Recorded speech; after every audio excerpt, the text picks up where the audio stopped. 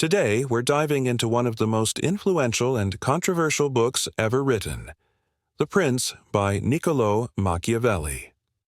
Written over 500 years ago, this guide to leadership and power remains relevant to this day. In this video, we'll unpack the key ideas, explore Machiavelli's most famous concepts, and reflect on how they apply to modern times. Let's get started. The Prince was written in 1513 during a time of political turmoil in Italy. Machiavelli, a diplomat and political theorist from Florence, aimed to address the chaos caused by constant wars and power struggles among city-states. Interestingly, the book wasn't published until after Machiavelli's death in 1532. It was dedicated to Lorenzo de' Medici, offering advice on how to rule effectively and maintain power. Some see it as a manual for ruthless politics, while others view it as a realistic guide to leadership in difficult times. Let's start with two central concepts, virtù and fortuna. Virtù refers to a ruler's ability, skill, and determination to shape their destiny. It's about being adaptable, bold, and strategic.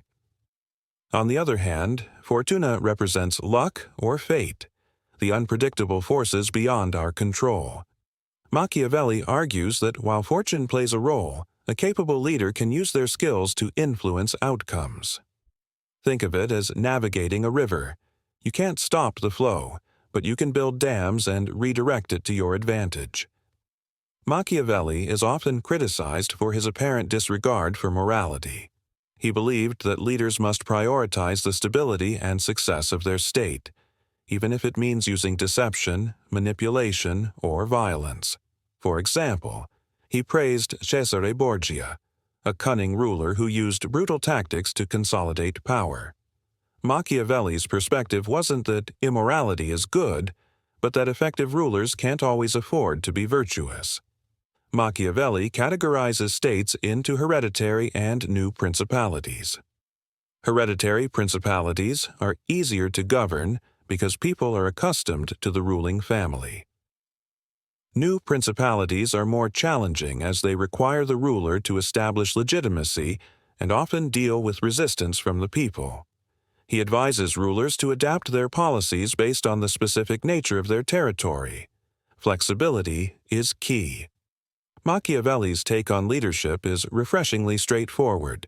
He argues that being feared is more reliable than being loved because fear ensures obedience. However, he warns against being hated, as hatred can lead to rebellion.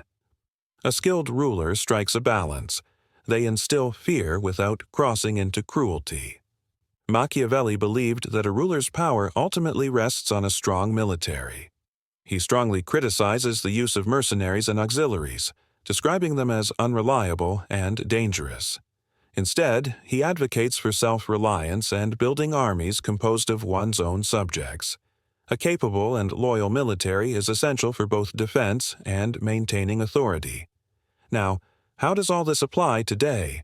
The Prince is often studied in political science, business leadership, and even personal development. Leaders like Napoleon Bonaparte have drawn inspiration from Machiavelli's ideas. However, his principles are also controversial. Some criticize them as promoting unethical behavior, while others see them as a practical guide to navigating complex situations. To sum up, here are the core lessons from The Prince. Leadership requires pragmatism and adaptability. Understanding human nature is essential. Success often demands difficult and strategic choices. These principles may seem harsh, but they offer valuable insights into the realities of power and governance. What do you think? Do Machiavelli's ideas resonate with you, or do they feel too ruthless? Thank you so much for watching. Please give it a thumbs up and share your thoughts in the comments below. Don't forget to subscribe for more deep dives into philosophical and historical classics.